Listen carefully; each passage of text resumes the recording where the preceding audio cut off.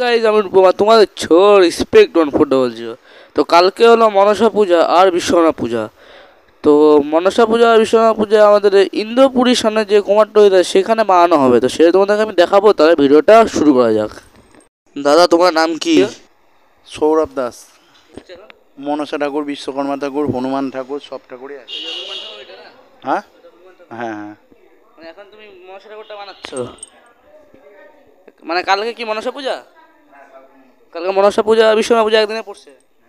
তোমার চাপ তো বেড়ে গেছে তাহলে এখন তোমাদের। ঠাকুরটা তোমার ওদিকে বানাচ্ছি এখানে বানাচ্ছি? হ্যাঁ, ওইটা আমার কারখানা। এইটা এইখানে বৃষ্টি পড়ছে বলে বৃষ্টির জন্য এখানে নিয়ে আসছি। বিষয়টা এখন কয়টা হলো?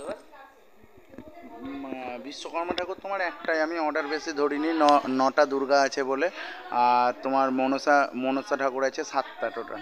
7টা মনসা ঠাকুর। এটা কোথায় কোথায় যাবে মনসা ঠাকুরগুলো? একটা চলে গেছে, হ্যাঁ, লিপিকা স্কুলের মোড়ে আছে একটা, তোমার বুড়ো শিবতলার কাছে আছে একটা, তারপরে তোমার কান্তনগরের ওখানে আছে একটা, তারপরে তোমার লালবাগে যাবে একটা।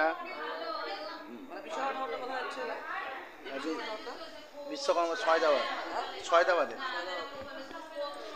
মা দুর্গা ঠাকুরের তো কাজ তো দিচ্ছি এখানে অনেকটা হয়ে গেছে। এগুলো সব কোথায় যাবে? বড়টা একদম বড়টা কোথায় যাবে? কোন বড়টা? এটা এখানে পুজো হবে। এখানে পূজা হবে, যে বড়টা এখানে হচ্ছে পূজা। তো পূজা হলে তোমাদেরকে ভিডিওটা পুরো আমি দেখাবো, থাকলে বহরমপুরে থাকলে তোমাদেরকে ভিডিওটা পুরো দেখাই দেবো আমি। সব ঠাকুর এখানে লাইন লাইন করে রাখা আছে। যে পিছন দেখতে পাচ্ছ, এই যে দুর্গা ঠাকুর দেখতে পাচ্ছ, সব ওখানে কাজ হয়নি। এখানে দুর্গা ঠাকুর সবচেয়ে বড় ঠাকুর। তোমাদের যে পিছন দেখতে পাচ্ছ এটা হলো সবচেয়ে বড় দুর্গা ঠাকুর। এবার তোমাদেরকে আমি কিছু সিনেমেটিক শট দেখাবো।